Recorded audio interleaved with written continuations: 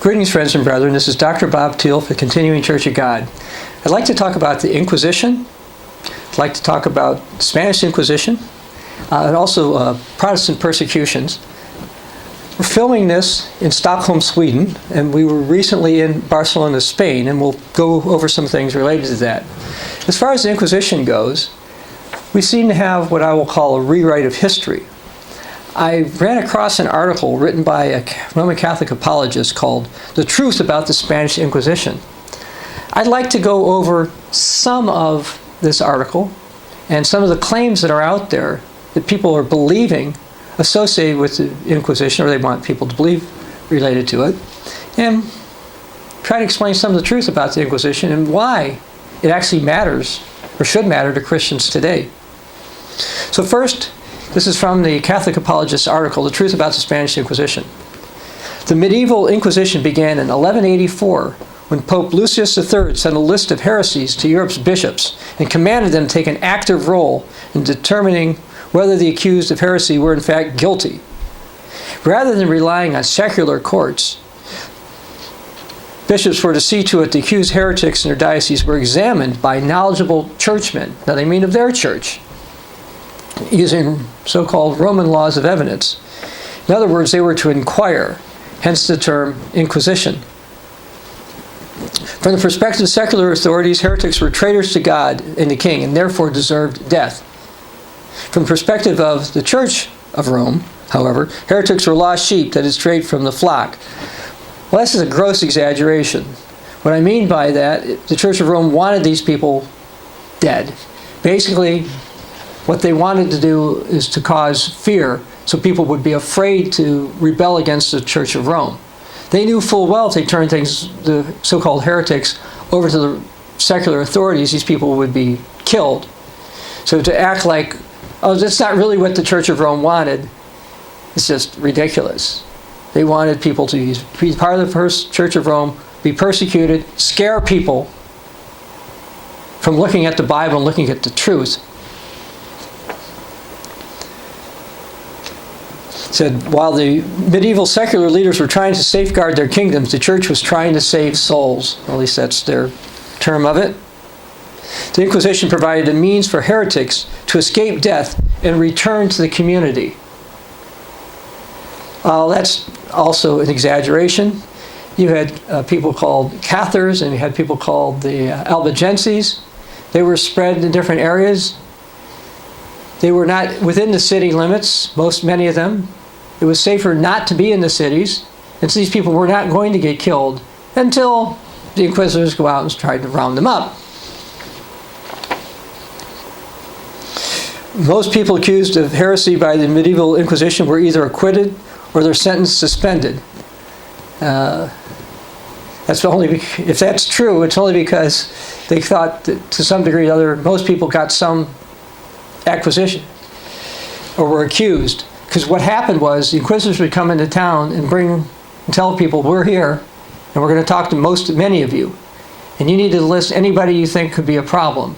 So a lot of people were listed, but when they started to look into the people, no, they were not usually acquitted.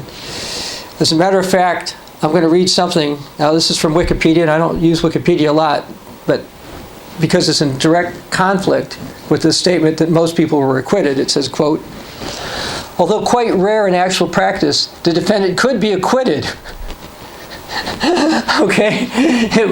According to Wikipedia, it was rare for it to be acquitted. But according to this article by the Catholics, oh no, people were acquitted all the time. Those found guilty of grave error were allowed to confess their sin, do penance, and be restored to their church. The underlying assumption of the Inquisition, again, this is from a Roman Catholic source, was that like lost sheep, heretics had simply strayed. No, these so-called heretics were not people who simply strayed. If they're looking for people who simply strayed, they would have visited the brothels, they would have gone to parts of town where there were higher rates of crime, perhaps. Oh no, they went after the religious people who'd actually done things like believe what the Bible said. It didn't hold to Church of Rome doctrine. This didn't simply stray. These are people who in some cases, were called by God. Then it says, if an inquisitor determined a particular sheep had purposely departed out of hostility to the flock, there was nothing more that could be done. Oh, really? Then why did they do some things to them? Unrepentant or obstinate heretics were excommunicated and given over to the secular authorities. Despite popular myth, the church did not burn heretics. Right, it turned the heretics over to the secular authorities to be burnt. As a matter of fact, they called that relaxing. What would happen is they would decide whether or not you were going to reconcile back to the Church of Rome. And if you were reconciled to the Church of Rome, there would be certain punishments, but you'd live. But if you weren't reconciled to the Church of Rome, you were relaxed. Now, in common English, the term relaxed suggests, oh, okay, it was just relax, everything is okay. No, relaxed meant they turned you over to the authorities to be burnt at the stake, usually. And then the Catholic source says, the simple fact is the medieval Inquisition saved uncounted thousands of innocent and even not so innocent people who otherwise would have been roasted by secular lords or mob rule. Well, that's their view of it. But that's simply absurd. Now, as far as the Inquisition itself, torture was what they did. To inquire wasn't just simply to ask questions. To inquire included various forms of torture. So what I'd like to do now is show a few clips from Barcelona, Spain. My wife Joyce and I were there recently, and we took a night tour regarding the Spanish Inquisition. And we're just to show you a couple of minutes of this particular tour. And when it's done, I want to explain certain things. So now, the video for the tour. This is an ancient monastery. Our guide explained the 3 different types of torture that was frequently done in the Inquisition. The rope, water, and fire. And I'll explain those later. During this time, we're in Barcelona, Spain. This used to be the rope maker's street. This is the street where they made rope, and the rope here would be used to hang people. First they only hung men who were over age 23, then time got further. In the Inquisition, they decided women could be hung as well. The coat of arms of the Inquisition, which symbolised how forgiving they were. Sense my irony. And on the right, we have the sword of justice, a reminder, okay, of what would happen to you if you weren't good. Garrote would be placed around his neck here. This rather crude device would be turned by the executioner, and these bands would tighten around the neck, around the throat, until you were asphyxiated and you died. Now, there was a problem with this particular model, if you like, of garrote, and that was the fact that A, it was very inhumane because it took a very, very long time to execute the individual. There were stories of executions turning up drunk and making a mess of it, okay, and really, really stretching out what was already going to be a painful death. Another problem was the fact that during this process, the tongue would be forced out of the mouth, and it was the job of the executioner to roll it back up and put it back in. Now, this is very specific detail. The viewers who went to watch the executions didn't want to see it. They didn't mind the execution, but they didn't want to see this particular detail. And the executioners didn't like having to do this job. So they invented they upgraded, okay, in Catalonia, and a more sophisticated garrote was invented, and which was this. Now, can anyone see a difference? The point. Exactly. So, sometimes it was a ball, but more often than not it was a spike or a point, and that of course would go into your spinal cord here, and it would break your spinal cord. It was a far, far faster process. They said with this particular one, half a turn was all that was needed and you would be dead. Okay, so it was a far better, it was far more humane. Now, in 1830... Now you'll notice the beginning part of the video talked about 3 forms of torture. The rope, the fire, and water. Now our guide explained these to us, so let me explain for you. With the rope, what would happen was, you would take a rope, it would tie your hands behind you, have a rope above you, and hoist you up, which would cause excruciating pain. And the objective was to get you to either admit your so-called guilt for being a heretic, but also for you to tell on other people. Now, sometimes people would tell on other people just because they didn't like them. And was one of the problems the Inquisitors had, is they had to be careful that they weren't just killing people because people were getting vengeance on others. So you'd be up there feeling his pain, and then he would ask you questions. They keep you there because they wanted you to hurt. Well, that might not have worked well enough. So then they did fire. Now, this is not the burning at the stake fire. Basically, they would put oil on your feet and have you go up to the flames and see how well you could handle that. Put a little bit of fear in you. The other one was water. Now, the water one, as our guide explained how it worked, basically was as follows. They would hold your nose and have water go into your throat. Lots of water, and have you do a lot of water. And then what would happen is they would force you to swallow a piece of cloth, a long piece of cloth, and it would be forced down into your throat, apparently down into your stomach. Then they would yank it out.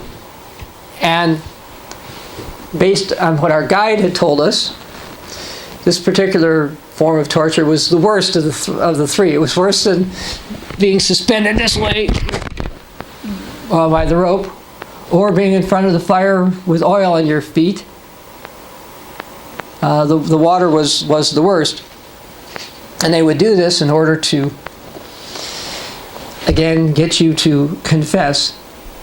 So when Catholic sources say, oh, they were just inquiring, they were just asking questions, it was more than that. It was horrible torture. Now, the Inquisitors weren't supposed to kill you. Technically, the Church of Rome did not have authority to take somebody's life. They had the authority to inquire and then convict, and then again turn you over to the secular authorities. But sometimes some inquisitors went beyond what they were supposed to do, and sometimes people died during the Inquisition when they were being inquired of, prior to them actually being convicted, if you will. Now, in the Bible, I want to go to Daniel chapter 11.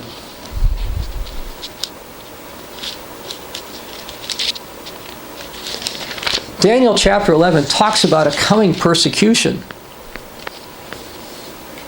But it's got a couple of things in it that I think are related to the Inquisition. This is verse 32 of Daniel chapter 11. This is talking about a power that's going to rise up. The beast power, also known as the King of the North. It says, those who do wickedly against the covenant, he will corrupt with flattery. But the people who know their God shall be strong and carry out exploits. Now let's talk about verse 32. Those who do wickedly against the covenant, he'll corrupt with flattery. Now this is a little bit different than during the Inquisition. During the Inquisition, they would torture you, hoping you would turn in other people. In a particular end-time persecution that we see coming here, what's happening is the King of the North power is going to encourage people to turn other people in. He'll do it with flattery. Maybe he'll offer them positions, maybe power, maybe funds. Who knows? But he's going to corrupt them with flattery, and they're going to turn people in. Now, verse 33 says, now those are the people who understand will instruct many. Yet for days, it should say days, not many days, they shall fall by the sword and flame, by captivity and plundering. All those things were done during the Inquisition. As a matter of fact, when you were initially accused by the inquisitors, sometimes you didn't know what you were accused of. Sometimes you would be imprisoned for years before you found out what you were accused of. So I would call that captivity. One thing that our guide pointed out was, even though they had different forms of torture and different things they could do, frequently they did more than one. Frequently, they would take your goods, so that would be the plundering. I mentioned the flame. You notice one thing that was in the video where it was showing the seal of the inquisitors. There was a sword there. Again, the Church of Rome tends to use the secular authorities to do much of their killing. But again, by accident, by overzealous, mean, cruel inquisitors, sometimes people got killed at that time. They will fall by sword flame, by captivity and plundering. So we have a prophecy in the end time that we're going to have a different type of inquisition. Now it's likely that during this time, some who are captive will undergo various forms of inquisition as well to get them to turn into other people, etc. Now, as far as torture goes, torture was something that the inquisitors decided that they could do, and the Church of Rome, by the way, did authorize this. I'd like to read something written by a priest by the name of McBrien from his book, The Lives of the Popes. And he wrote, quote, Innocent the Fourth, I've always considered that a bad title for this guy. His name's Innocent, supposedly. Innocent the Fourth was the first pope to approve of torture in the Inquisition to extract confessions of heresy. Now, he was pope from 1243 to 1254. So it didn't take too long from when Inquisition began that the use of torture became official. Okay, so the Church of Rome officially endorsed torture. Doesn't sound like loving your enemies like Jesus taught.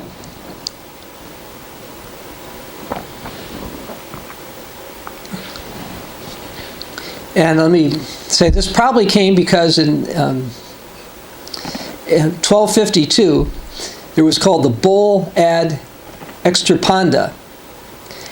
And this was for the Italian states to root out heresy. And these include the appointments of a commission to root out heresy, the adoption of laws against heresy, the use of torture and confiscation, and a tripartite financing arrangement where the proceeds that they would take from the persecuted were divided between the local commune, the officials of the Inquisition, and the inquisitor and the bishop.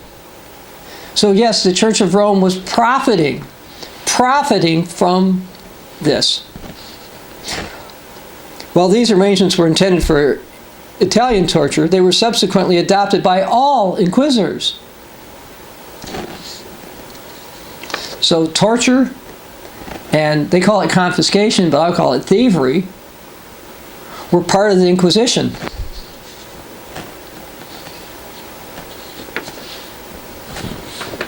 I'd like to read something from Pope Boniface VIII. This is from the 4th century.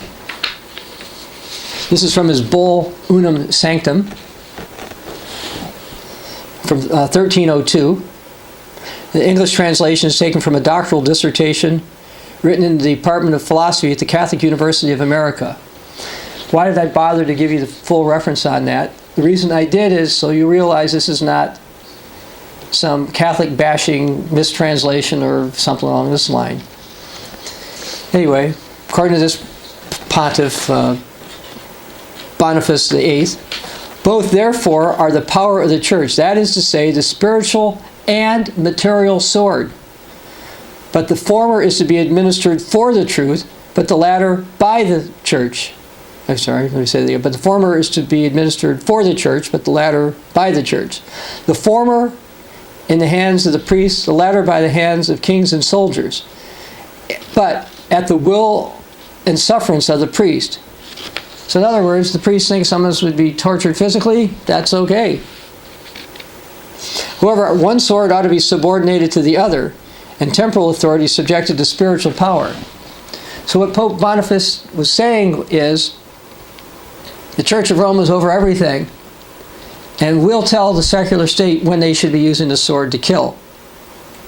Again, I mention that because when I start off in today's sermon, I'm reading an article from a Catholic source. It's like, oh, the church didn't do any of these bad things. Not secular people might have, but the church was saving people from the secular people. That's not exactly what they were doing. Furthermore, we declare, this is Boniface VIII, we proclaim, we define it's absolutely necessary for salvation that every human creature be subject to the Roman pontiff. Now, according to this book, in the book of Acts, chapter 4, there's one name under heaven by which you must be saved. That's Jesus.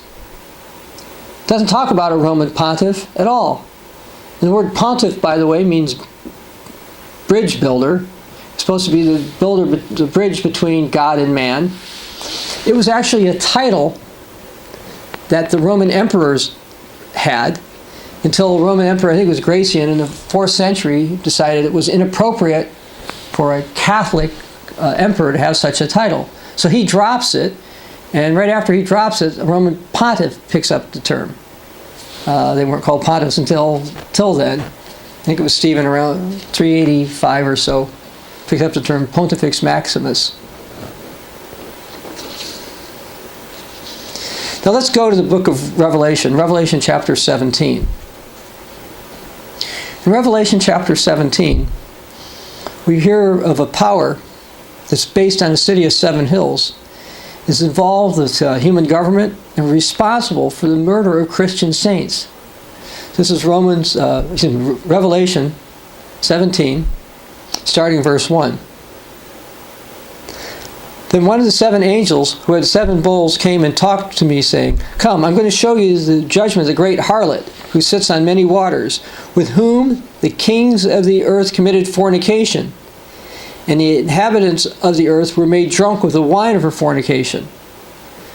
This is talking about an illicit relationship between secular authorities, which are called the kings of the earth and the inhabitants of the earth, and a church. Verse 3, "So he carried me away in the spirit into the wilderness, and I saw a woman sitting on a scarlet beast, which was full of the names of blasphemy, having 7 heads and 10 horns. The woman was arrayed in purple and scarlet, adorned with gold and precious stones and pearls." If you've taken a look at cardinals, they're adorned in scarlet, and you'll also see other Roman bishops who will wear purple and gold and precious stones. "Having in her hand a golden cup full of abominations and filthiness of her fornication. And on her forehead a name was written, Mystery." So it's a mystery. Something is not super clear to many people about this. "Babylon the Great, the mother of harlots and of the abominations of the earth. And I saw the woman drunk with the blood of the saints and with the blood of the martyrs of Jesus. And when I saw her, I marveled in great amazement. She's drunk on the blood of the martyrs of Jesus." Now the Inquisition, the medieval Inquisition, the Spanish Inquisition, we're not all exactly the same Inquisition, but they're all kind of related, weren't the only ones that were done. Starting around 335 AD, the time of Emperor Constantine, he signed an edict against heretics between 331 and 335 AD or so. Once he had made a deal with the Greco-Roman authorities, meaning those associated with what we now call the Roman Catholic Church, and those we would call the Greek Orthodox Church. So there's been a history of a church involved in persecution against God's people. Verse 7, "But the angel said to me, Why do you marvel? I'll tell you the mystery of the woman and the beast that carries her, which has 7 heads and 10 horns. The beast you saw was and is not, will ascend out of the bottomless pit and go to perdition. And those who dwell on the earth will marvel, whose names are not written in the book of life from the foundation of the world, when they see the beast that was not, is not, and yet is. People are going to marvel when the beast rises up again. We had the old Roman Empire. Then you had what was called the so-called Holy Roman Empire. We also, in the 20th century, had Germany rise up a couple of times. But in the 21st century, most people don't think it's serious, don't take serious the idea that Europeans could actually rise up again. Well, I'm not going to go to this sermon, but we have other messages on this, and you can read an article at the cogwriter.com website on Europa and the beast that will prove that this beast who is going to rise up again is the beast of the sea, which is the beast of the Mediterranean Sea, which is a European power. Let's go down to verse 9. Here's the mind which has wisdom. The 7 heads are the 7 mountains on which the woman sits. Now, what's the most famous city of 7 mountains or 7 hills? Well, that's Rome. Was there another city of 7 mountains or 7 hills? Yeah, there's a few others around the world. But another one to mention is Constantinople. Now, as it turns out, Emperor Constantine wanted a new Rome. One of the reasons he picked Constantinople, which is now Istanbul, is it had 7 hills like Rome did. So anyway, the 7 heads of the 7 mountains which the woman sits. Now verse 18. And the woman who you saw is the great city which reigns over the kings of the earth. Well, putting out these bills or bulls, announcements against so-called heretics, and telling secular authorities they had to listen to the priests and the bishops and the others associated with the Church of Rome, is demonstrating that the Church of Rome was ruling over the cities of the earth, or the kings of the earth. You say, well, it was just only Europe. No, it's not just only Europe. Because of an agreement with the Pope, you ended up with Portugal getting part of, or what's now called Brazil, part of South America, which is mostly Brazil. And you ended up with the Spanish ending up with what we'll call Latin America, or Spanish-speaking parts of the Western Hemisphere. So there have been all kinds of deals throughout history involving the great city which reigns over the kings of the earth, Revelation chapter 17, verse 18. Now this is a reference to Rome. Now lest I'm considered to be Catholic bashing, I'm going to read something from a Roman bishop who died around 303. This is old. His name is Victorinus. He wrote, "The 7 heads are the 7 hills on which the woman sits. That is the city of Rome." Now you might say, well, after Emperor Constantine rose up, that this has obviously been changed. It's not Rome anymore. Well, I've got a book called Catholic Prophecies, written in 1973. The author says the 7-headed city is probably Rome. So that was back then. Now I'd like to get something from a 21st century Catholic book. It's got an imprimatur on it. It's called What Does the Bible Say About the End Times? So this is written by a priest by the name of Kurz. He wrote, "The woman sits on a scarlet beast, which is full of blasphemous names and had 7 heads and 10 horns, illustrating the close relationship between the historical city of Rome and the beast, the symbol of the Roman Empire. See Revelation 17:3. This woman, Rome, has been called Babylon the Great and is drunk with the blood of the saints and the martyrs. See Revelation 17:5 and 6. Again, I'm reading this from a Catholic source. Another code for the symbols of the beast is announced in Revelation 17:9. This calls for the mind of wisdom, the 7 mountains on which the woman is seated. An obvious reference to the city of Rome built on 7 hills. Here's another. This is from a Catholic Saint Malachy, 12th century. During the persecution of the Holy Roman Church, there will sit upon the throne Satan the Roman. The city of 7 hills, Rome, will be utterly destroyed, and the awful judge will then judge the people.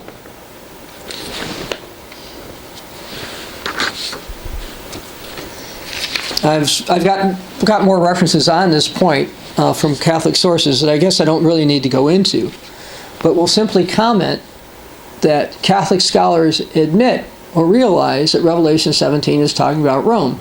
Now, they don't tend to think it's their current church. They tend to have a couple different views of it. One view is that this was pre-Constantinian Rome, but after the time of Emperor Constantine, this stuff doesn't really apply. A minority view within Roman Catholicism is that Rome itself is going to apostatize at the time of the end, and therefore this is a reference to apostate Rome. But we in the Church of God would tend to say that it was a reference to the Church of Rome ever since the Church of Rome had power. Once the Church of Rome made a deal with the beast, the Roman Empire, it's been involved with all types of persecutions. Now I'd like to get back to the Roman Catholic article, The Truth About the Spanish Inquisition, because it immediately continues with, as the power of the medieval popes grew, so did the extent and sophistication of the Inquisition. Well, as the power of the medieval popes increased, you would think they would practice forgiveness and love and not want people to be tortured. But that didn't happen, at least not then. The introduction of the Franciscans and Dominicans, now these are orders of clergy, if you will, or monks and priests and bishops within the Church of Rome, in the early 13th century provided the papacy with a core of dedicated religious willing to devote their lives to the salvation of the world. Well, that's one way you can word it, but it's not true. They're willing to devote their lives to torture and murder. As terrible as it sounds, some people actually enjoy that type of thing. It says, but because their order had been created to debate with heretics and to preach the Catholic faith, the Dominicans became especially active in the Inquisition. Following the most progressive law codes of the day, the Church in the 13th century formed Inquisition tribunals answerable to Rome rather than local bishops.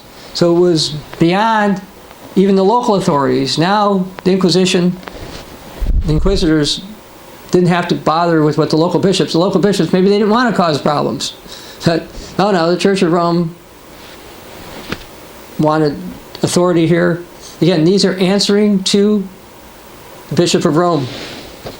To ensure fairness and uniformity, manuals were written for the office for these inquisitors. Bernard Gui, best known today as the fanatical and evil inquisitor in the Name of the Rose, wrote a particularly influential manual. And he did. I'd like to read some stuff about him, Bernard Gui. His name is actually Guidonis. He wrote a manual and he authorized torture with some limits.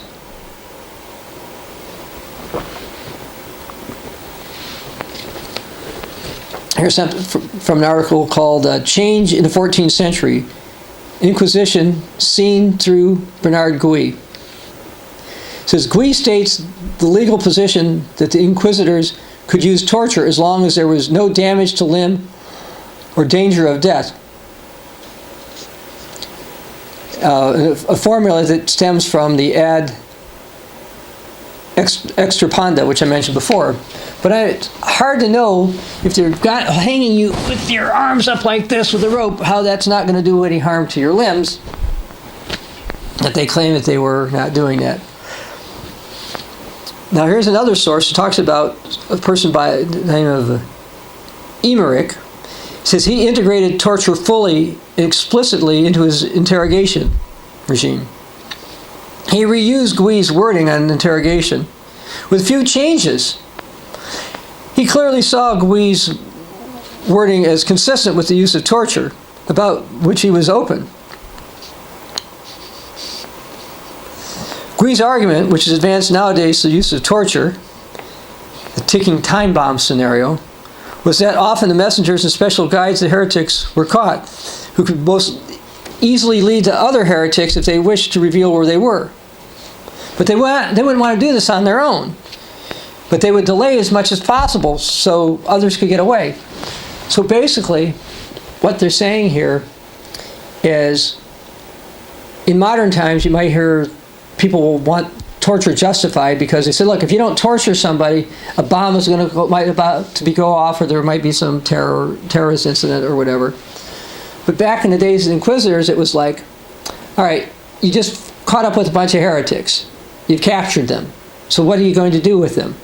You're going to start asking them questions. You're going to want to know where the other heretics are. But the heretics aren't going to want to tell you. And they want them to get away. So they're going to delay as much as possible. So forget giving them time to answer your questions. Just start torturing them right away. The sooner you torture them, maybe one of them will crack. And you can find out where the other people are. So you can go out and torture and maim them. And harm them. So that was basically their argument.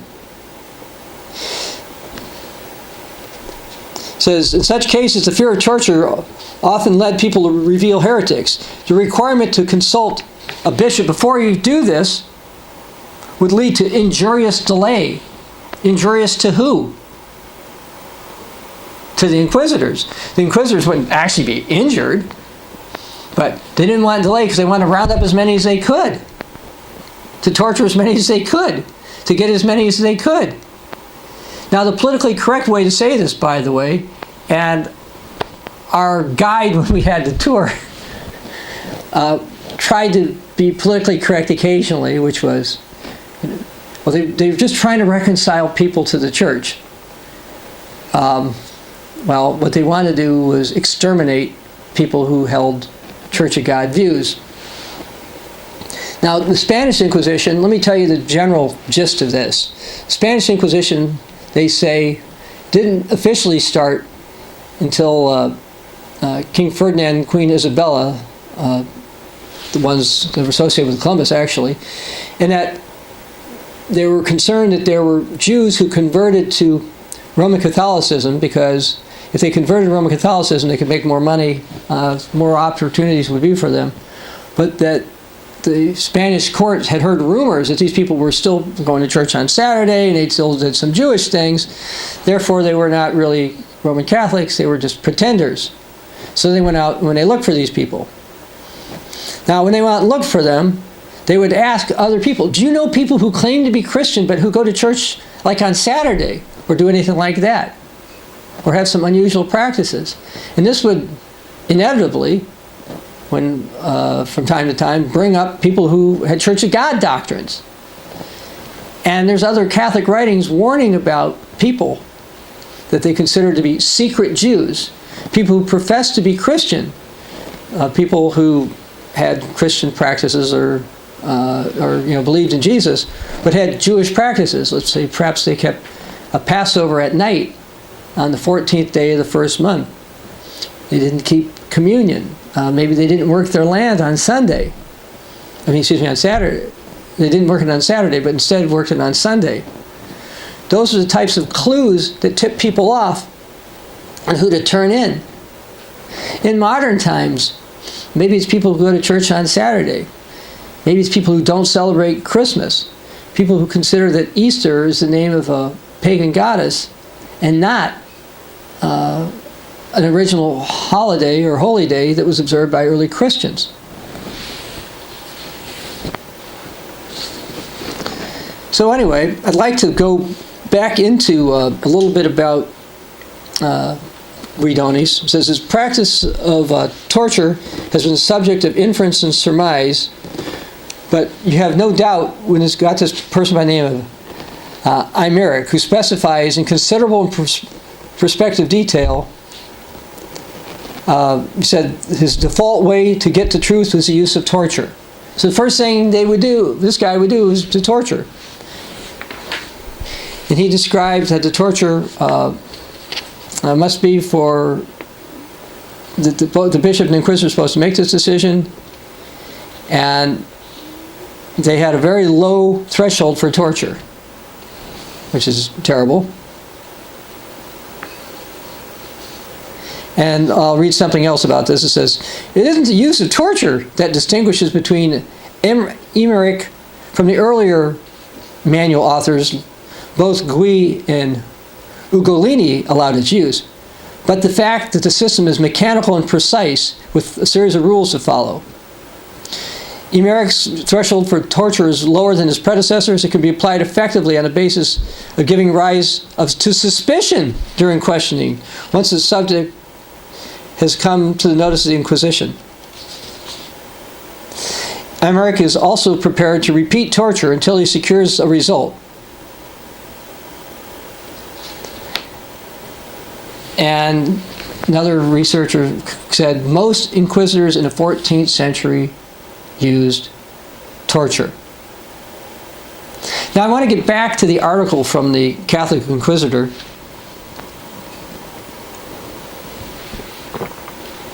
And this is again from his article, The Truth About the Spanish Inquisition.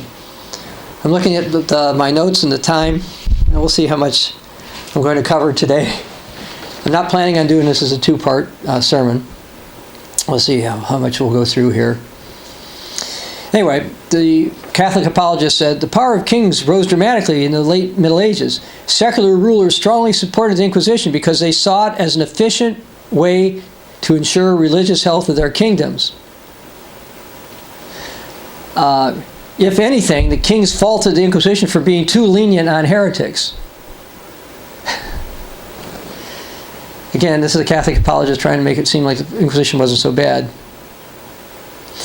As in other areas of ecclesiastical control, secular authorities in the late Middle Ages began to take over the Inquisition, removing it from papal oversight. These dynamics would help form the Spanish Inquisition. But it was perhaps inevitable that the waves of anti-Semitism that swept across medieval Europe would eventually find their way to Spain. Envy, greed, gullibility led to rising tension between Jews and Christians in the 14th century. During the summer of 1391, urban mobs in Barcelona and other towns poured into Jewish quarters, rounded up the Jews, and gave them the choice of baptism or death. Most took baptism. Again, it was later where they decided to have the Inquisition in Spain because they said, some of these people, maybe they weren't sincere.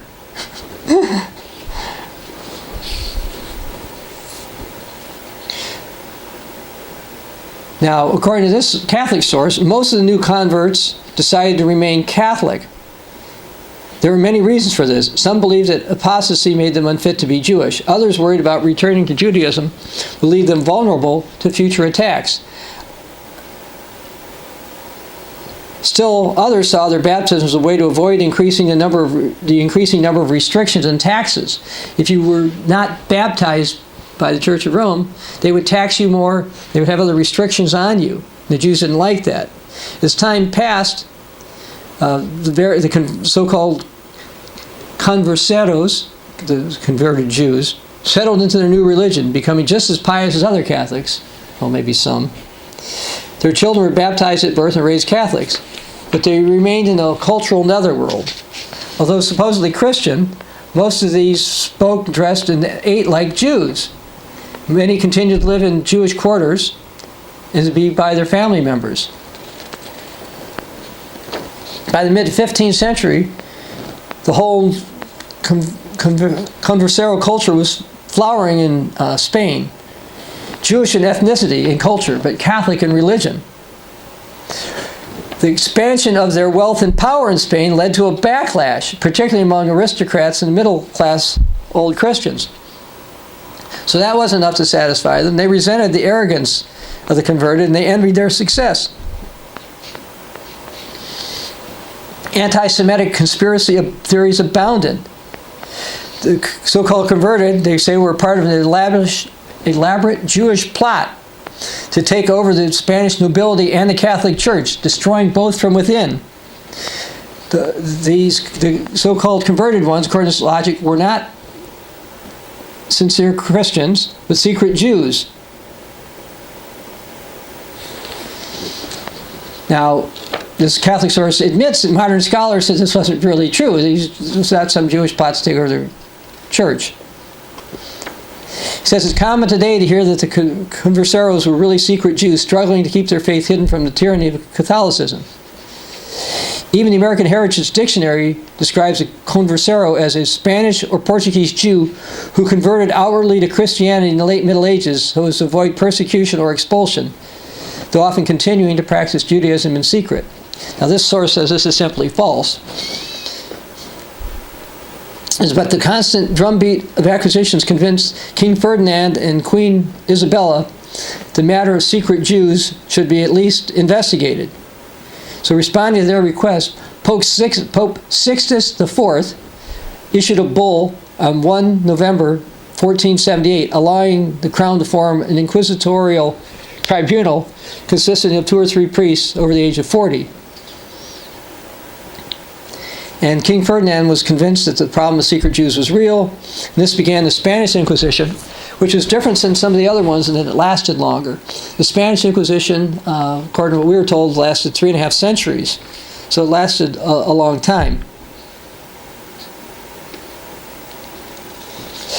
Now, let me read more from this Catholic source. So since the Inquisition's sole purpose was to investigate the conversions, old Christians had nothing to fear from it. Their fidelity to the Catholic faith was not under investigation. As for the Jews, they were immune from the Inquisition. Remember, the purpose of the Inquisition was to find and correct the lost sheep of the flock, the church's flock. It had no jurisdiction over other flocks. That was totally false. Absolutely false. First of all, they would go against Jews, even if they had not claimed to be Christian. And secondly, they would go against people who had beliefs, some of which were consistent with the Church of God.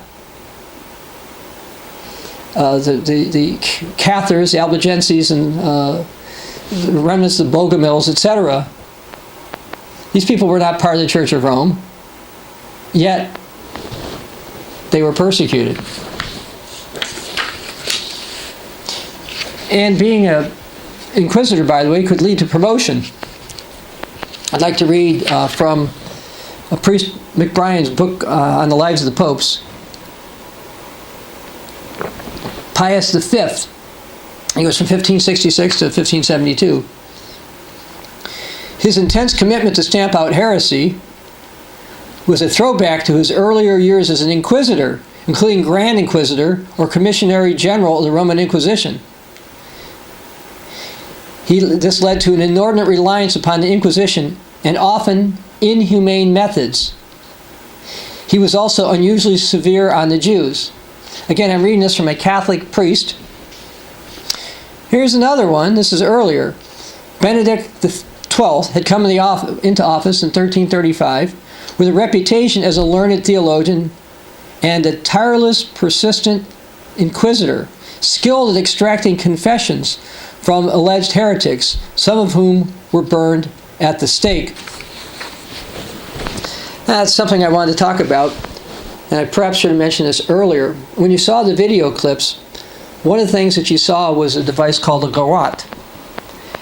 And the garrote was used to kill people if you were not reconciled to the Church of Rome. You were relaxed to be burnt. Once you were condemned to burn at the stake, the Church of Rome kind of gave you an option. If you would confess that the Church of Rome was right, they would still kill you, but instead of you having to be burnt at the stake, they would use a garrote to kill you. It would be faster, and it wouldn't hurt so much. So yeah, they're trying to reconcile you to the church, all right? But they were trying to kill as well. And the murders were a big public spectacle. Sometimes they would be done on state holidays to have a great crowd, and people would want to come and watch all this. Their modern entertainment, their entertainment for the day. They didn't have television and movies and that kind of thing. Now I'm going to go back to the article, The Truth About the Spanish Inquisition. It said, well-publicized burnings, often because of blatantly false testimony, justifiably frightened other conversos. Of course people were going to be frightened by seeing what happened, especially when they knew if it wasn't true, or even if it was true. Who wants to be burned at the stake? Not so many people. Those with enemies fled town before they could be denounced. Everywhere they looked, the inquisitors found more accusers. As the Inquisition expanded into Aragon, the hysteria levels reached new heights. Pope Sixtus IV attempted to put a stop to it, and he wrote to the bishops of Spain. In Aragon, Valencia, Mallorca, and Catalonia, that's where Barcelona is, by the way, the Inquisition has for some time been moved not for zeal for the faith and the salvation of souls, but for lust for wealth. So you've at least got one pope that says, hey, this is wrong. You guys are doing it for the wrong reasons. First, they shouldn't have done it at all, but by lust for wealth. You don't think in the future people might not want to get rewards for turning other people in? This happened during the Inquisition. You don't think government authorities might not want to take people's property and wealth because they won't support the beast power? Well, you had the division of wealth during the Inquisition between the priests and the local authorities and the inquisitors.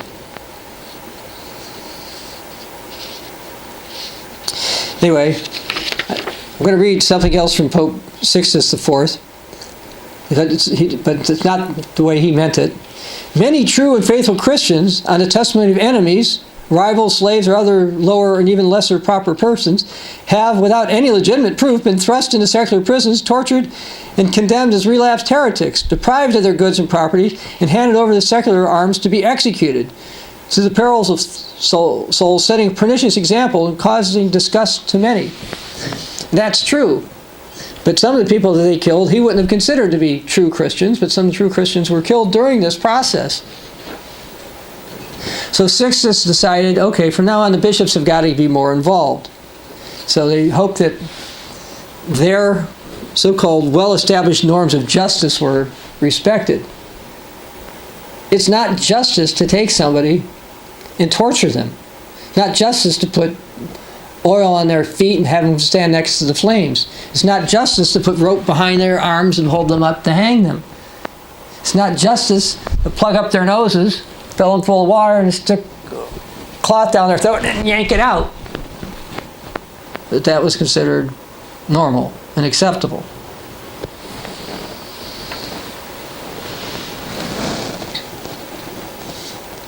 In the Middle Ages, the Pope's commands would have been obeyed, but King Ferdinand decided that was too lax. He wrote to Sixtus, suggesting the Pope had been bribed with converso gold. Things have been told to me, this is what King Ferdinand wrote to the Pope, Holy Father, which if true would seem to merit great astonishment. To these rumors, however, we've given no credence. But if by chance concessions have been made through the persistent and cunning persuasions of conversos, I never intended to take any effect. Now, so he's saying, we'll handle this. You know, maybe you've been bribed, Pope, but we'll continue to handle this over in Spain. So now here from the Catholic article, The Truth About the Spanish Inquisition, he says, that was the end of the papacy's role in the Spanish Inquisition. It henceforth would be an arm of the Spanish monarchy separate from ecclesiastical authority. It's odd, then, the Spanish Inquisition is so often described as one of the Catholic Church's greatest sins. The Catholic Church as an institution had almost nothing to do with it. Really? They're the ones that started the whole Inquisition stuff. And if the Church of Rome wanted to stop it, why didn't they excommunicate everybody involved with it? It had almost nothing to do with it. They encouraged it. Oh yeah, occasionally you'd run into a pontiff who would say, don't be so rough. Twice, as far as I can tell, during the 600 years of the Inquisition. Maybe more often, maybe 3 times. I found 2. They could have done something about it, but they didn't.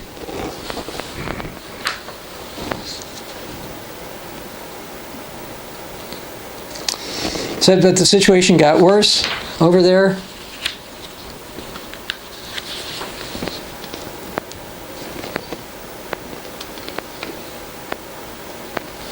And I'm reading something else from the article, The Truth About the Inquisition. What about the dark dungeons and torture chambers? The Spanish Inquisition had jails, of course, but they were never dark or dungeon-like. The Spanish people loved their Inquisition. Now, the Spanish people who loved this Inquisition were supposedly Roman Catholics. But torture is not love. By trying to say that people loved it, doesn't justify anything about this. Now, as far as them loving it, I'd like to read from another source. This actually came from a tourist book on Barcelona from Lonely Planet. It says, Catalonia, the Barcelona area, effectively became part of the Castilian state.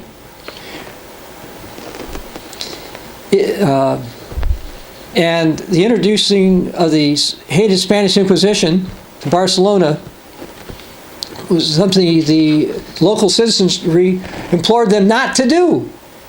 They didn't want to do it because Barcelona was partially ran by the Jewish people, the converts, and they're making things work.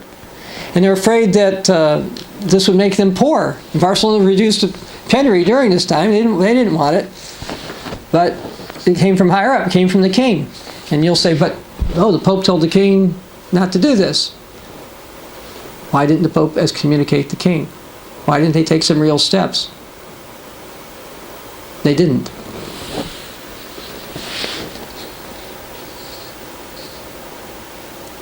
I'd like to read something about a Catholic saint. This is Pius V. I mentioned him before. He was one of the most foremost leaders of the Catholic Reformation. As Pope, he saw his main objective as the continuation of the massive program reform the Church, in particularly the full implementation of the decrees of the Council of Trent. He published the Roman Catechism, and he created the Congregation of the Index to give strength to the Church's resistance to Protestant heretical writings, and he used the Inquisition to prevent any Protestant ideas from gaining foothold into Italy. His reign was blemished only by the continuing oppression of the Inquisition, the often brutal treatment of the Jews in Rome, and the ill-advised decision to excommunicate Queen Elizabeth I. So this is from Catholic.org, saying this Pope, the only bad thing he did, his only blemish, was he continued the Inquisition and got people killed. As far as the Inquisition goes, I'd like to read a couple other things related to this. This is from the regarded Bernard Guinodonis, who was an inquisitor of Toulouse against the Albigenses, some of which were Church of God people. Now let me comment about that, because if you go and look up Albigenses, you're going to find that some of them had beliefs that were not Church of God, and that's true. It's kind of like today, in modern times, if you're not part of the Eastern Orthodox faith or the Roman Catholic faith, Roman Catholics tend to consider you to be, and you consider yourself some type of a Christian, Roman Catholics then tend to call you Protestant. Now, for example, they call people in the Continuing Church of God Protestant, even though we're not Protestant. Protestant would imply that we came out of the Protestant Reformation. We endorsed Martin Luther, his ideas, or that kind of stuff. And none of that's true. The Church of God preceded the Church of Rome, and we can trace ourselves throughout history, but we're labeled with the term Protestant. Well, during a certain period of time, those who were not part of the Church of Rome were called Albigenses. Some of them some were Church of God people, but most were not. So you'll find a variety of beliefs and doctrines amongst them. Similarly, you'll have a bunch of beliefs about of Protestant doctrine, which are not the same as Church of God doctrine, but we all get lumped in sometimes by the Church of Rome people. Anyway, he said they were trying to convert these people, and here's what the Inquisitor wrote in his manual. It says, they, that's the people he was persecuting, say that the prelates and inquisitors who judge and condemn them as heretics are wrong. They also say that their clothing is too abundant and too costly, and they violate the gospel perfection of Christ's precept. Now let me comment about that for a second.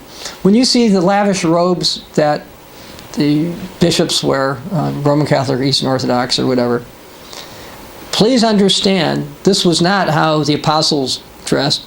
Please understand this is not how the early bishops dressed. Please understand that came from the time of Emperor Constantine and Mithraism. That's how the Mithratic priests dressed. So it wasn't until the 4th century that they started to adopt this stuff. So obviously during the Inquisition, people who were being persecuted said this is wrong. And the way they're dressed is even wrong. And they claimed that people being tortured said that the side of the torturers, their clothing was like the Antichrist. He said such clerics who go around in pompous fashion are of the family of Antichrist. And then it goes on, it says, these people say they're not required to take oaths. But we don't swear to things because Jesus said we're not supposed to swear. Well, the Roman Catholics do, but the people they were inquiring of, torturing, they wouldn't do it. So they say there's a carnal church, by which they mean the Church of Rome as it exists. Not only the city of Rome, but throughout the whole area under Roman jurisdiction is Babylon. Remember, I read Revelation chapter 17, and we have people saying, hey, look, this is Babylon. These are people being tortured. Said, you guys are it. Thus they apply Babylon, the great prostitute of whom John spoke of in the Apocalypse. Thus they apply these passages to the Roman church and attribute to the church all evil things written there, such as being drunk on the blood of the martyrs of Jesus Christ. Again, they distinguish between two churches. The carnal church, which is the Roman church, which contained the multitude of reprobates, and the spiritual church, which contains those people they describe as spiritual evangelical who emulate the life of Christ and the apostles. And they say their church is that church. We have a sermon you could watch the continuing COG channel called Two Groups. There's two churches. There's a true church and all the rest of them.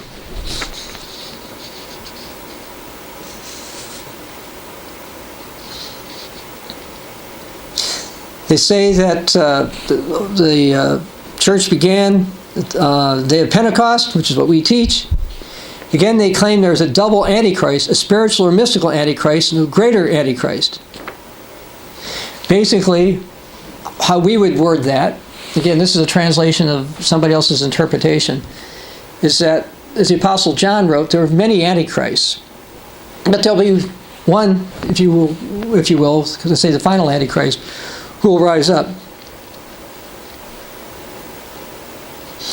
And the people who were being persecuted said that the Christ would not permit Christians to suffer so much intense evil. He said they wouldn't do this kind of thing. He said after Antichrist's death, these spiritual individuals will convert the entire world to the faith of Christ. The whole world will be so good and benign, there'll be no malice or sin in the people. Now, this is related to Church of God doctrine. We teach after the false prophet, the Antichrist, is put to death in Revelation chapter 19, the millennial reign of Jesus Christ will be on the earth. Now, it will not be a time without any sin, but after the second resurrection and the 100-year period of time, once that is over, we'll enter the time where there'll be no sin. So it's unclear to me how well the Inquisitor understood all the doctrine, and he put all these things together. But he was killing or inquiring of people like the Albigenses, some of the Waldenses, and the Beguines. And then the Albigenses, he says, they usually say they're good Christians. He says they don't swear, they don't lie, they don't speak evil of others, they don't kill any man or animal. Oh, they would kill animals. They have faith in the Lord Jesus Christ and the gospel as the apostles taught. They assert that they occupy the place of the apostles, and on the account of the above mentioned things. In other words, they claim to have the apostolic faith, which would have come through the laying out of hands throughout history, and that the Roman Church, their prelates, clerks, and monks, and the inquisitors, they're heretics because they're persecuting them and calling them heretics, even though these are good men and good Christians. And they talk about how bad of lives the priests live, and that they say the sacraments are not the way the Church of Rome teaches. They assert, moreover, that the cross of Christ should not be adored or venerated, because, as they urged, no one would venerate or adore the gallows upon which the father, relative, or the friend had been hung. They urged further that those who adore the cross ought, for similar reason, to worship all thorns and lances, because Christ's body was on the cross during his passion with crowns of thorns on his head and soldier's lance in his side.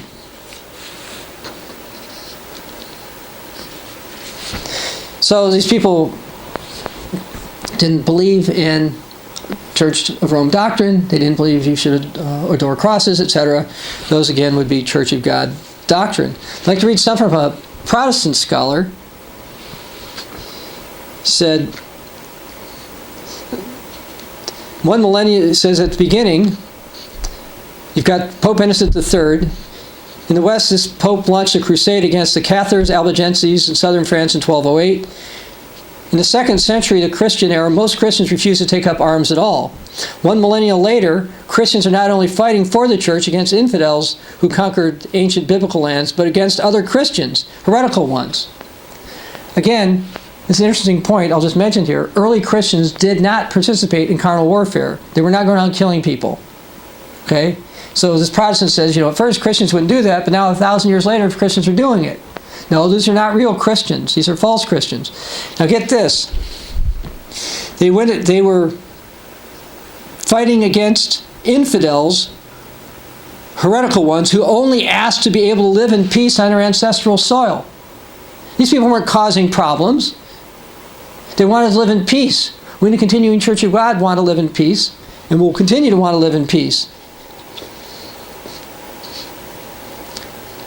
But the Protestants sort of justifying it, though, this next thing. No matter how dreadful the use of violence against the dualistic Albigenses ones, it must be acknowledged that their heresy is incompatible with Christianity, indeed with biblical religion as such.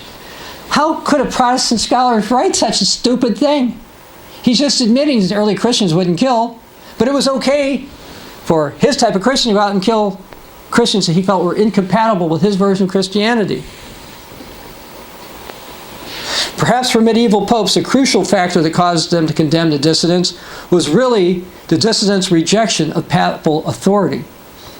Now, this is written by a scholar by the name of Harold Brown, who was formerly, I don't think he's there anymore, professor at Harvard.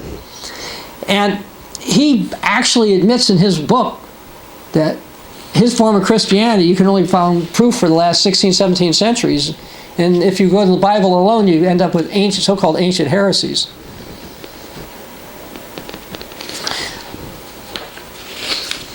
There's a lot more on the Spanish Inquisition I could go over, but I would like to go to one dialogue, if you will, with an inquisitor named Gregory. This happened on the 14th of September, 1492. About 30 people were committed to the dungeons in Toulouse, this is in France, upon the charge of Judaism, which I didn't think was supposed to be a crime.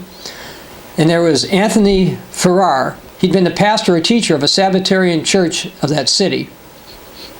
After he was in prison for 10 days, he received a visit from this monk, inquisitor named Gregory.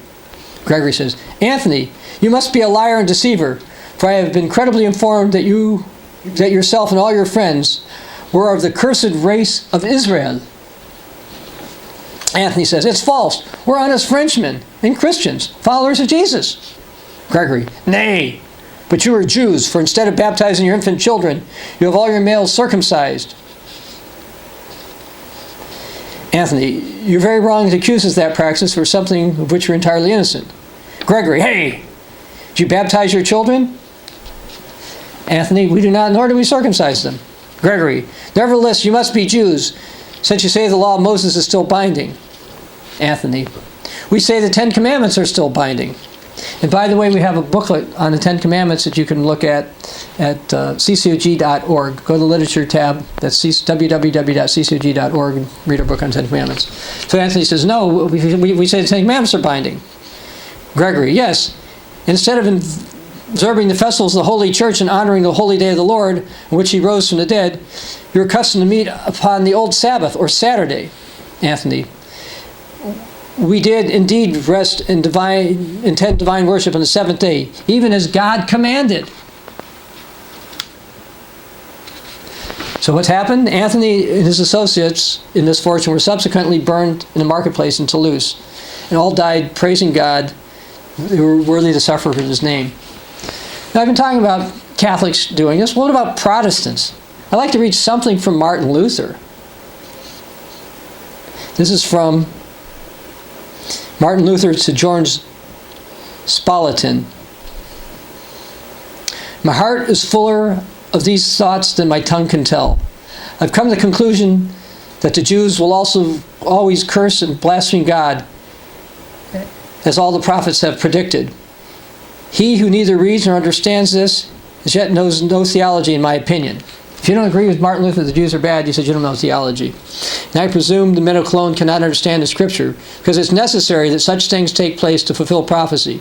If they're trying to stop the Jews' blasphemy, they're working to prove the Bible and God liars. Furthermore, he wrote, and this is titled On the Jews and Their Lies. I made up my mind to write nothing more about the Jews or against them, but I learned that these miserable and accursed people don't cease to lure themselves, even to us, that is, the Christians. I published a little book so I might be found among those who oppose such poisonous activities as the Jews, and warn the Christians to be on their guard against them. They're so blind and stupid, they do not see that the words found in Genesis 17, nor the whole of Scriptures, which mightily and explicitly condemn this lie. The real liars and bloodhounds. The Jew, the more arrogant he says he's descended from Abraham's seed. They're conceited, incorrigible. And here's what he advises followers to do. Burn down the Jewish schools and synagogues and throw pitch and sulfur into the flames and destroy their homes. Confiscate their ready money and gold and silver. So he's telling people, hey, go and steal from the people who Jews have some money. Let's go ahead and do this. Take their sacred books, even the whole Bible. Doesn't matter. Hunt them in the country like mad dogs. And here's something else he wrote. My advice, I said earlier, is first, that their synagogues be burnt down, and then all are able to toss in sulfur and pitch.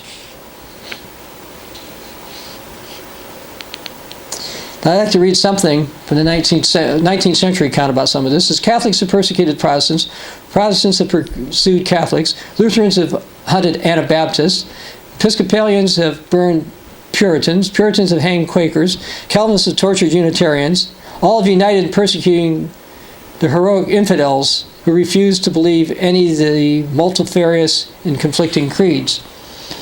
But there's no evidence that anybody truly in the Church of God was doing the persecuting. We're on the persecuted side, not persecuted. Few are persecutors. We were not persecutors. And Martin Luther authorized a persecution against certain peasants in a village. Says pure devilry is urging on the peasants, go down, slaughter and stab them, etc. And he claimed to kill 100,000 there, and he took responsibility for it. He also condemned the Anabaptists. This is the Confession of Faith, which was submitted to His Imperial Majesty Charles V at the Diet of Augsburg in the year 1530. This is from the Lutherans who hated the Anabaptists. They hated Anabaptists. Anabaptists meant rebaptizers because Anabaptists would not recognize infant baptism as valid. Some Anabaptists, not most, some were Sabbath keepers. So they condemned them. Article 9 of baptism. They teach that it's necessary to salvation and that through baptism is offered the grace of God. Anabaptists are condemned because they reject the baptism of children. They condemn the Anabaptists because they did not believe that Christians are supposed to engage in wars, serve as soldiers, etc. Then they condemn the Anabaptists for having certain Jewish opinions that before the resurrection of the dead, the godly will take possession of the kingdom of the world, with the ungodly everywhere being suppressed. So the official Lutheran position was, back then, that the millennium is not true, and people were condemned for this. And John Calvin is when he had to deal with the Anabaptists, claimed supposedly drowned the dippers. They called them dippers because they believed in baptism by full immersion, and so he authorized that. It says Luther, Calvin, and Zwingli ended up killing, often by drowning, the Anabaptists who promoted and practiced adult baptism. Now, I mentioned before that a future Inquisition is coming. And before I go into a couple of scriptures about that, since I'm in so-called open Sweden right now, Stockholm, I'd like to read a few things that were in the news recently. And a Jewish center in Sweden was closed in response to anti-Semitic threats. And one of them said, this is just a continuation of the previous plots. Sweden's anti-Semitism has crossed all red lines. The recent events are only the latest in a long line of incitement and blood libels. This is from 2017. 2016, the Simon Wiesenthal Center, which is headquartered in Los Angeles, lists the Swedish minister's comments that he made last year among the 10 worst global anti-Semitic incidents of the year. In 2015, here's an article titled, Criminalizing Christianity, Sweden's Hate Speech Law. In Europe, people are being jailed for what they say and think.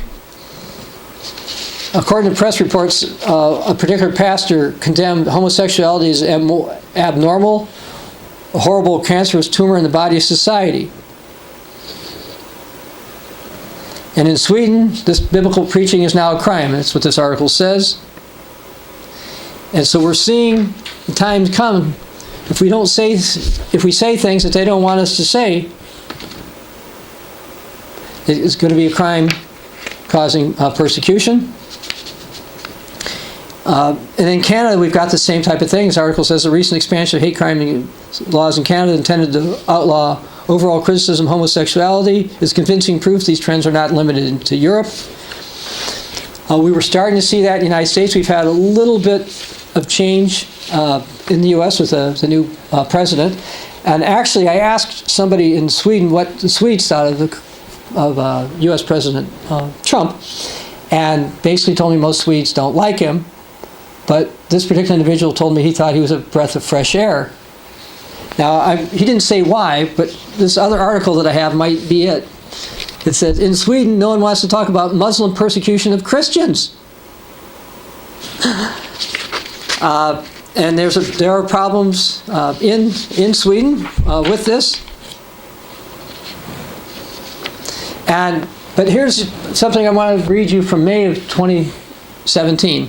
They're trying to decide who a Christian is. So if someone comes from, let's say, a Muslim country or something, they claim to be a Christian, then they ask them some questions.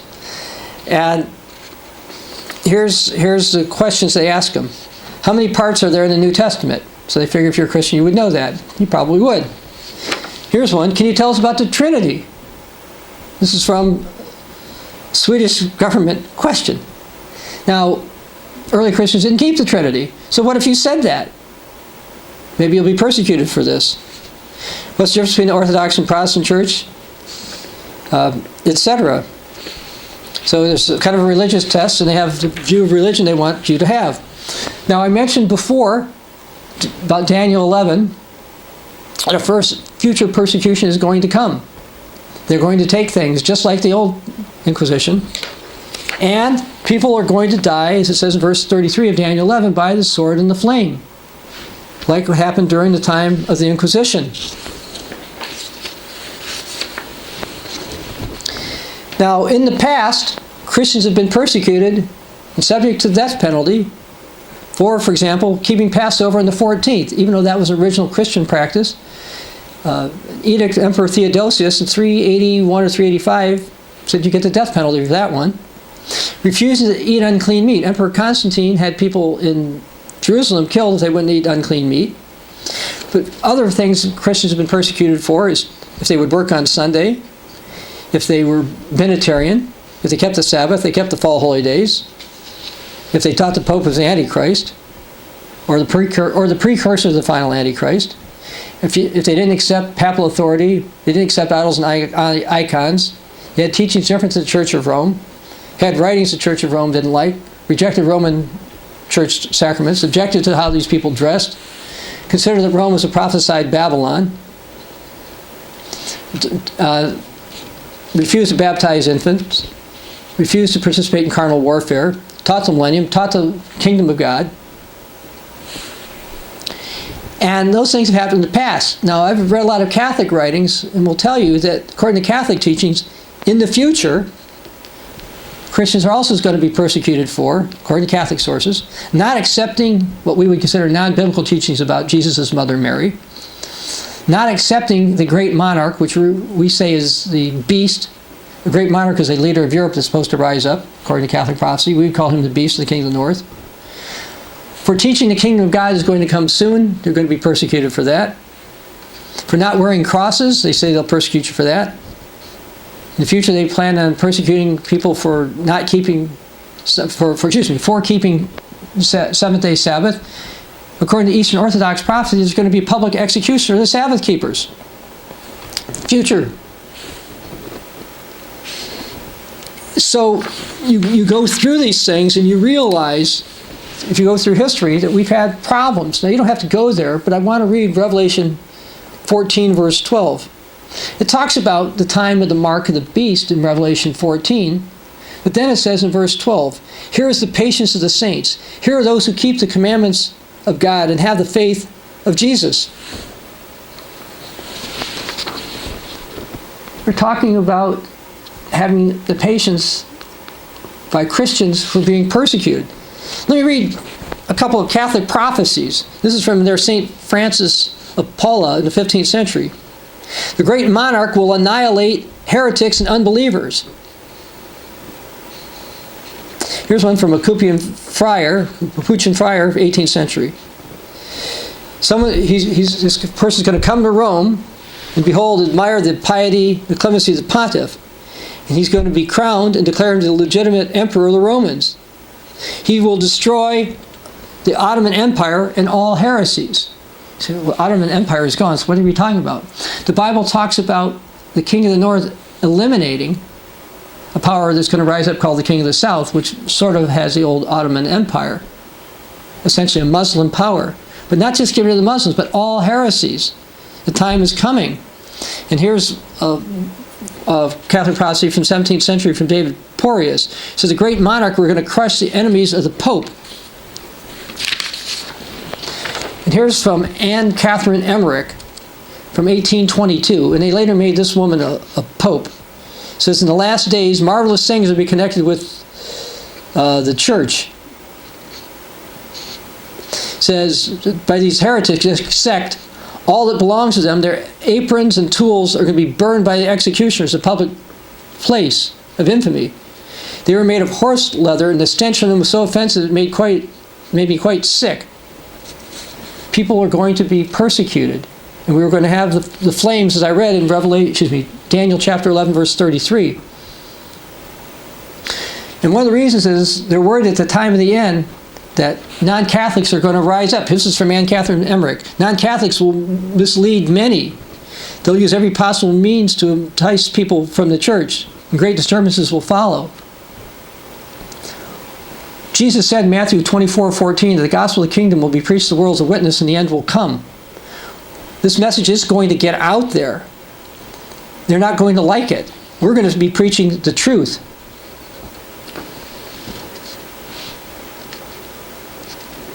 And, well, I guess I'll read this one. This is from an Eastern Orthodox source from 1279.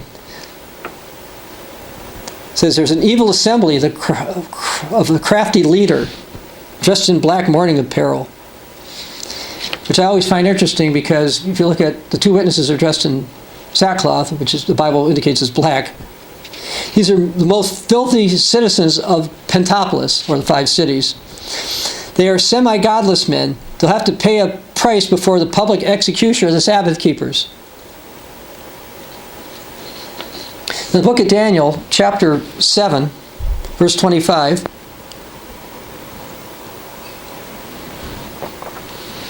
I'd like to read this.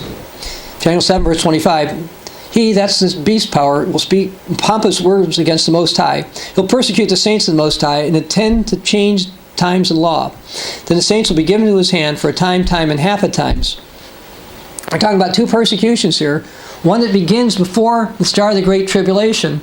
Then the one for the time, and half a times that happens during the time of the Great Tribulation.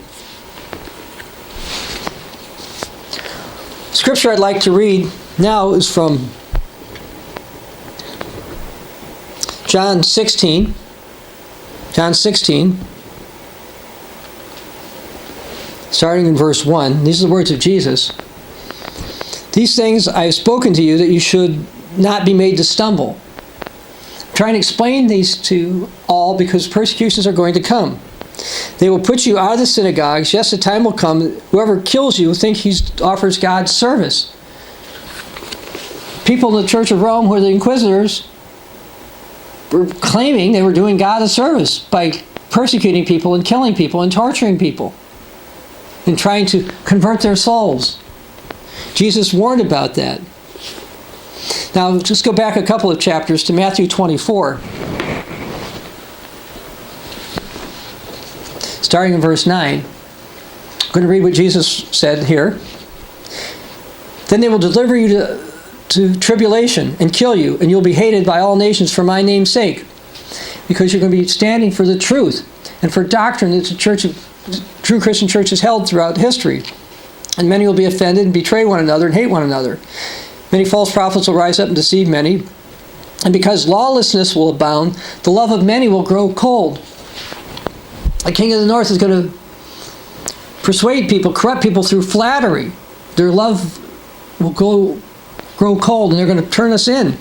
But he who endures the end will be saved. And this gospel of the kingdom will be preached to all the world, to witness to all the nations, and the end will come. Philadelphia Christians are going to be doing this. We have persecution that we are subject to prior to the time of the Great Tribulation. I'd like to close with one scripture here. Revelation 12, verse 17, talks about what's going to happen during the time of the Great Tribulation. And the dragon was enraged with the woman and went to make war with the rest of her offspring, who keep the commandments of God and have the testimony of Jesus Christ. While many in the Church of God have experienced economic and social persecutions in their walk with Christ, future severe persecutions, beginning first with Philadelphia remnant Christians, is expected. The famous Inquisition should serve as a warning that what the Church of Rome has done before, it will authorize again. Do not believe that we're in such an enlightened age. Persecution will not happen. We've seen persecutions throughout history. We've seen centuries-long Inquisition. More persecution will happen. What was done was wrong. It's not Christian. But as Jesus said, people are going to do this thinking they're doing God a service. But Jesus also said, we have to endure to the end. And he wanted you to know these things. And I want you to know these things so when these tests and trials and persecutions come up, you'll stand for the truth like true Christians have attempted to do throughout history. This is Dr. Bob Thiel for the Continuing Church of God.